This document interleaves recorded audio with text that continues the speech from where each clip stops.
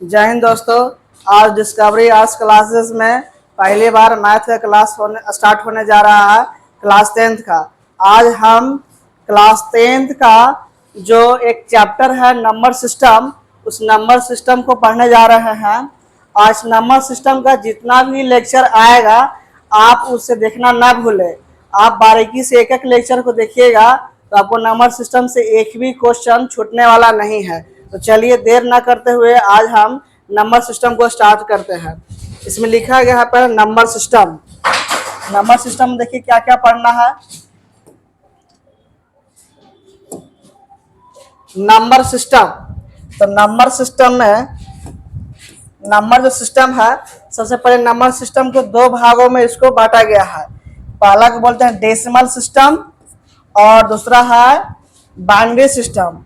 Decimal system को हिंदी में हम लोग दशमलव पद्धति बोलते हैं और बाइनरी सिस्टम को हिंदी में द्विधारी संख्या बोलते हैं। डेसिमल सिस्टम में जो है हम लोग टोटल जो डिजिट्स होता है वो टोटल 10 होता है। कौन कौन होता है? 0, 1, 2, 3, 4, 5, 6, 7, 8, 9। अर्थात इसका मतलब ये हुआ कि जो भी आप नंबर लिखते हैं, जैसे 706 लिखे, 8004 लिखे, 7001 लिखे, इसके अलावा आपकी इच्छा है तो आप 60,501 भी जो आप लिखिएगा, ये आपको दशमलव पद्धति में आप लिख रहे हैं। इसके अलावा आप 70,004 भी जो आप लिख रहे हैं, ये भी आप दशमलव पद्धति में है। अर्थात इसमें जो डिजिट्स होता है, जो अंक होता है, वो 0, 1, 2, 3, 4, 5, 6, 7, 8, 9, इसी में से कोई ना कोई मिला करके ये कोई संख्या ये बनता है। इसके बाहर से कोई जो अंक नहीं आएगा, इसके बाहर से कोई भी अंक नहीं आएगा। अर्थात इसका मतलब हुआ कि डेसिमल सिस्टम है, अर्थात दशमलव पद्धति में तो टोटल डिजिट्स होता है, टोटल जो अंक होता है, अंकों की संख्या होता है, वो 10 होता है और वो 10 को 10 यहाँ पे ये लिखा गया है। वही दूसरी तरफ अगर आप चलते हैं तो दूसरा जो सिस्टम है, यानी दूसरा जो पद्धति पढ़ना है, वो है द्विधारी संख्या। नाम है द्विधारी, नाम से स्पष्ट पता चला कि द्वि माने दो आधार वाली संख्या। दो आधार वाली संख्या का मतलब हुआ इसमें जो डिजिट्स हो गए, टोटल अंकों की जो संख्या होगा वो सिर्फ 2 होगा। कौन कौन है?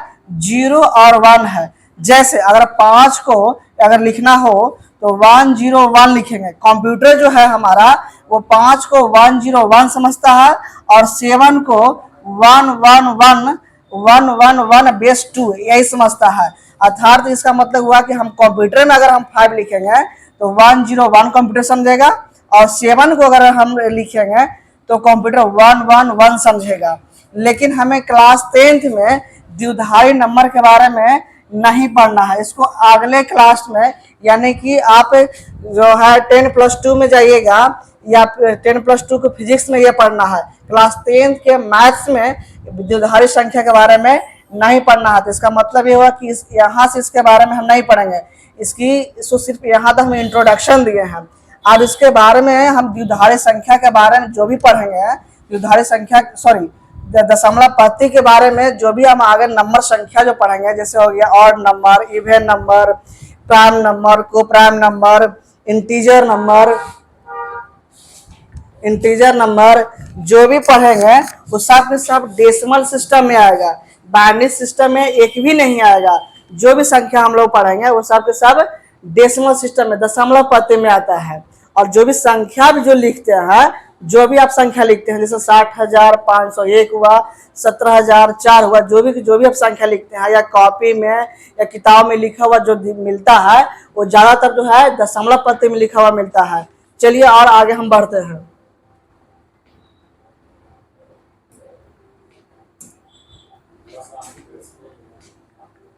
ना चलिए तो एक करके इसमें हम दशमलव पद्धति में एक करके नंबर के बारे में पढ़ते हैं। पहला जो नंबर है वो है वास्तविक संख्या। पहला जो नंबर है वो है वास्तविक संख्या, रियल नंबर। रियल नंबर किसको बोलते हैं?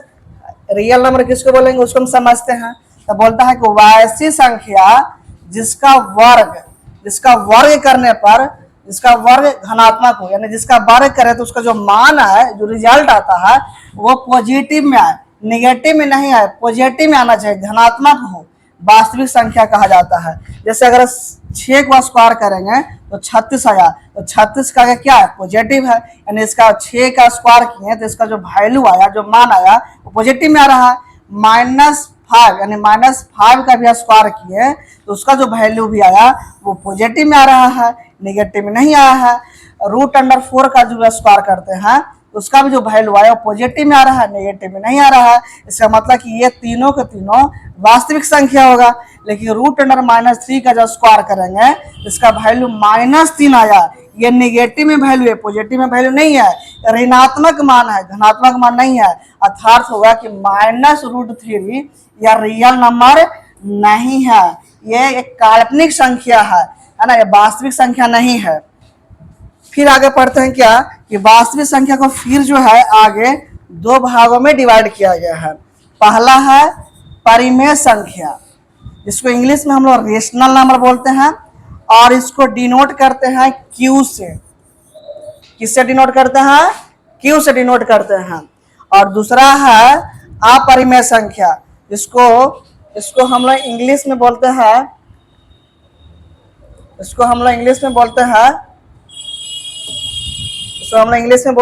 Irrational number. इसको हम आई से डिनोट करते हैं, कैपिटल आई से डिनोट करते हैं। अपरिमेय संख्या किसे कहते हैं, अपरिमेय संख्या किसे कहते हैं, इसके बारे में हम एक एक करके सीखते हैं।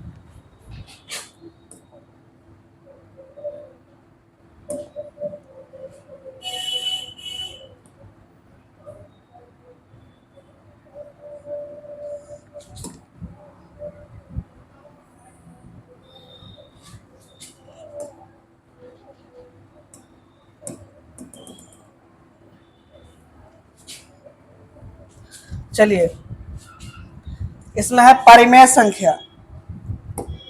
परिमेय संख्या इसको इंग्लिश में बोलते हैं रेशनल नंबर। इसको बोल रहे थे कि कैपिटल क्यू से डिनोट करते हैं। वैसी संख्या जो P/Q के रूप में हो, जहां PQ एक पूर्णांक हो। पूर्णांक कहने का मतलब होता है कि -3, -2, -1, 0, 1, 2, 3, इस तरह से जो भी संख्या आएगा सब के सब पूर्णांक है। यानी संख्या रेखा पर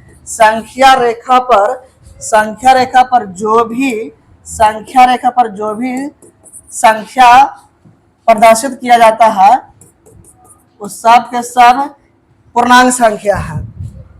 और क्यू जो नीचे वाला हो वो 0 ना हो, Q does not equal to 0, जो नीचे वाला जो वैल्यू होगा वो 0 के बराबर नहीं होना चाहिए। और तीसरा जो कंडीशन कहता है इन दोनों का एसीएफ है, इन दोनों का जो एसीएफ होना चाहिए वो 1 होना चाहिए।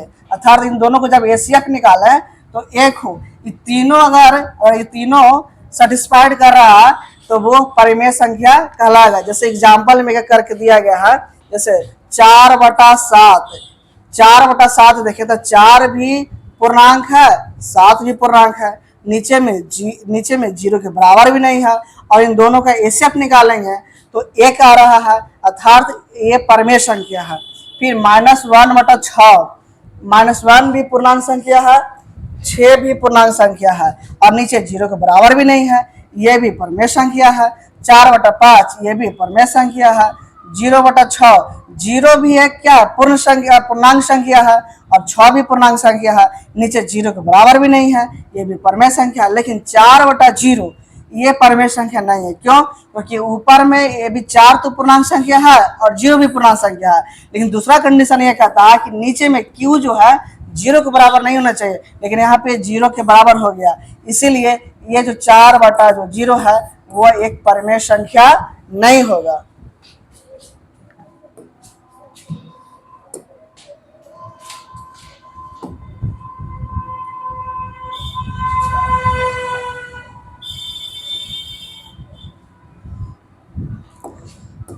चलिए, तीसरा जो संख्या के बारे में पढ़ना है वो है अपरिमेय संख्या, जिसको इंग्लिश में बोलते हैं इरेशनल नंबर। इसको कैपिटल आई से डिनोट करते हैं, कैपिटल आई से डिनोट करते हैं। इसको डिफाइन देखो कैसे करते हैं, वैसी संख्या जिसको p बटा q के रूप में नहीं लिख सकते हैं, या जिसका, या दूसरा डिफिनेशन ये भी बोल सकते हैं, जिस संख्या का वर्गमूल पूरा पूरा ना निकले। जैसे रूट सात का पूरा पूरा वर्गमूल नहीं निकलता है, √11 इसका भी वर्गमूल पूरा पूरा नहीं निकलता है, तो ये दोनों के दोनों अपरिमेय संख्या होगा। √16 इसका वर्गमूल पूरा पूरा निकल जाता है, इसका वैल्यू आता है 4, √16 का वर्गमूल निकालिएगा तो 4 आएगा, जो कि ये अपरिमेय संख्या नहीं, ये हमारा क्या है, परिमेय संख्या। कौन सी संख्या है, परिमेय संख्या होगा, ये परिमेय संख्या होगा।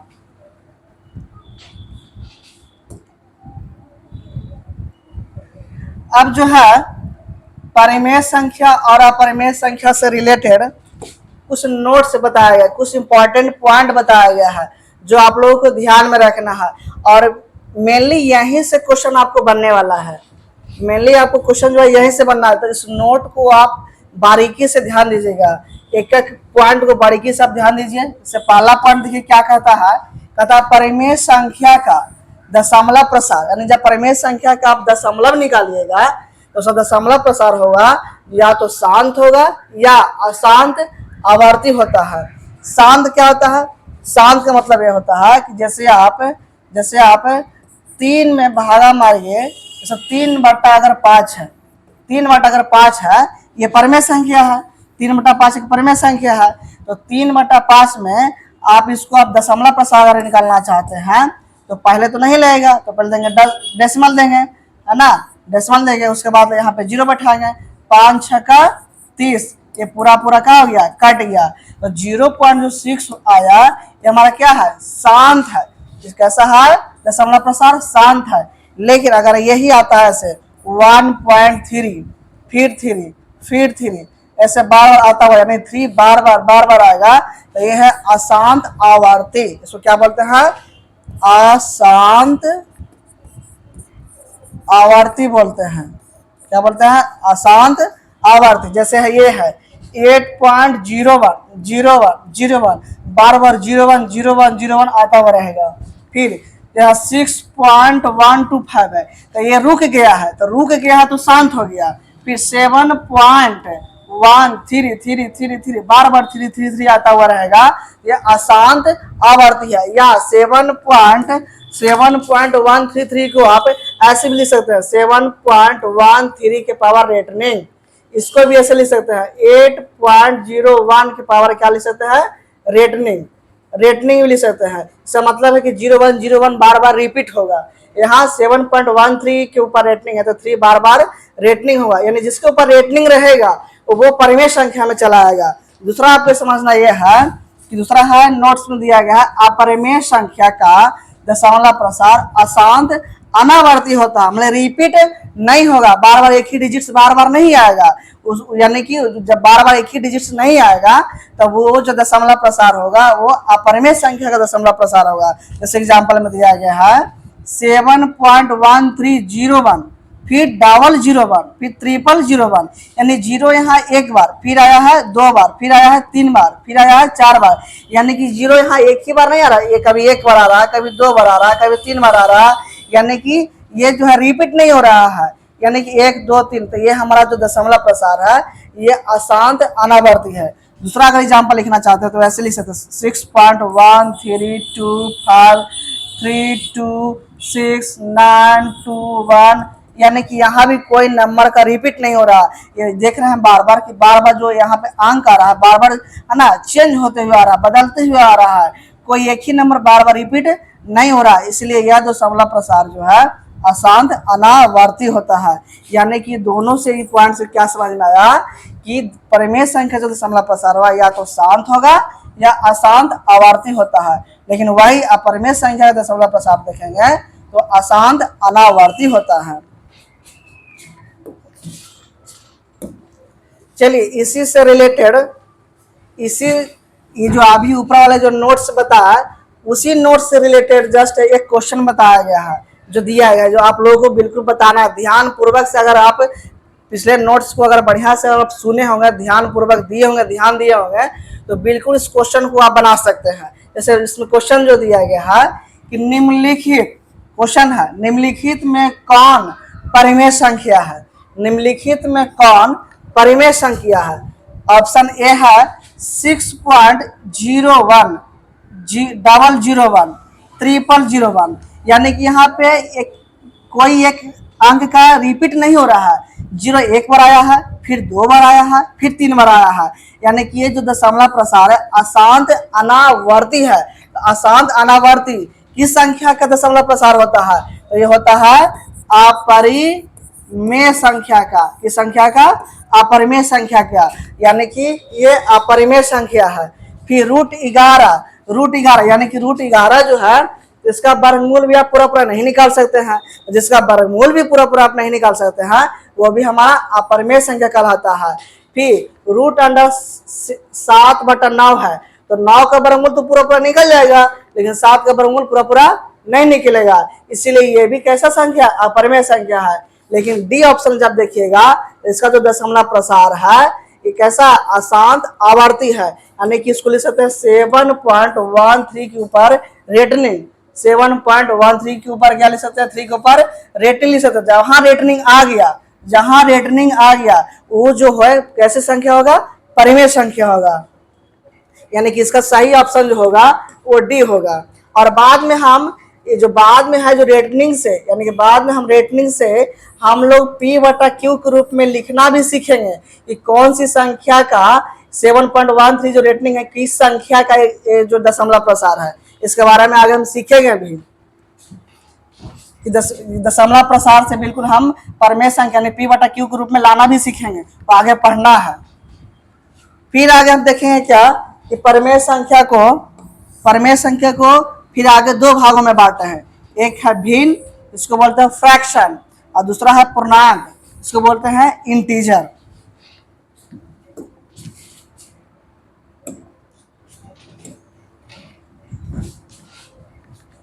चलिए चौथा है भिन्न किसको बोलेंगे, है ना?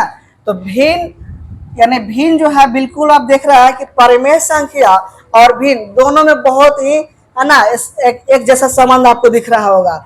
परिमेय संख्या भी आप जो सीखे उसमें भी देखें कि P/Q ग्रुप में था और Q does not equal to 0 था। हमने नीचे वाला जो है Q does not equal to 0, जो नीचे वाला है ना, जो नीचे P/Q के रूप में, यानी नीचे वाला जो है 0 के बराबर नहीं होना चाहिए और PQ पूर्णांक होना चाहिए। लेकिन यहाँ क्या कर रहा है कि PQ के रूप में तो होना चाहिए, P/Q के रूप में तो हो, लेकिन PQ एक पूर्णांक नहीं हो, एक पूर्ण संख्या होना चाहिए। यानी पूर्ण संख्या का मतलब हो गया होल नंबर। कैसा नंबर है? होल नंबर, यानी पूर्णांक नहीं पूर्ण संख्या होना चाहिए। होल नंबर किसको बोलते हैं? होल नंबर जो स्टार्ट होता है 0, 1, 2, 3, 4, इस तरह से जो संख्या है वो होल नंबर है, पूर्ण संख्या है। तो ये जो संख्या होना चाहिए पूर्णांक संख्या नहीं हो, पूर्ण संख्या होना चाहिए, यानी P/Q के रूप में जो होगा ये पूर्ण संख्या होना चाहिए। जैसे एग्जाम्पल मिलेंगे 4/7, तो 4 भी एक पूर्ण संख्या है, 7 भी एक पूर्ण संख्या है, और नीचे में 0 के बराबर भी नहीं है। 6/11 है ना, 6/11 यानी कि 6/11, 6 भी एक पूर्ण संख्या है, 11 भी एक पूर्ण संख्या है, यानी ये भी क्या है? भिन्न है। 7/11 ये भी एक भिन्न है, 7 भी पूर्ण है और 7 भी पूर्ण है, और नीचे भी 0 के बराबर भी नहीं है। लेकिन -4 पूर्ण संख्या नहीं है, ये पूर्णांक संख्या है। इसलिए जब पूर्णांक संख्या जब हो गया तो ये हमारे भिन्न नहीं कहलाएगा, ये परिमेय संख्या में चला जाएगा। इसके अलावा 5वां देखिए क्या है? पूर्णांक संख्या। इसके बारे में तो आप बहुत पहले से भी पढ़े होंगे। पूर्णांक संख्या तो क्लास 5, 6 है ना, पहले से ही पढ़े, आप तो पहले से परिचित आपको होगा। पूर्णांक संख्या किसको बोलेंगे? इसमें लिखा गया है कि -3, -2, -1, 0, 1, 2, 3, 4, 5 जितने भी संख्या है सब सब पूर्णांक संख्या है। यानी संख्या रेखा पर जो भी नंबर दर्शाया जाता है, संख्या रेखा पर जो भी नंबर जो दर्शाया गया है 0, 1, 2, 3, 4, 5, -1, -2, -3, ये जो भी संख्या दर्शाया गया है इस तरह से ये सब पूर्णांक संख्या है। यानी पूर्णांक संख्या नेगेटिव में भी हो सकता है, पॉजिटिव में भी हो सकता है। और जीरो के बारे में आप जानते हैं कि 0 ना तो पॉजिटिव होता है और ना ही नेगेटिव होता है, नहीं जीरो ना पॉजिटिव है ना नेगेटिव है, ना ये धनात्मक है और ना ही ऋणात्मक है। तो चलिए दोस्तों आज की क्लास यहीं तक रखते हैं, बाकी के जो है ना नेक्स्ट वीडियो लेक्चर 2 में आपको आएगा, आप उसे देखना ना भूलें। आप बारीकी से एक एक लेक्चर आप देखिएगा तो आपको हम पूर्णतः हम विश्वास दिलाते हैं कि आपको नंबर सिस्टम से एक भी क्वेश्चन छूटने वाला नहीं है।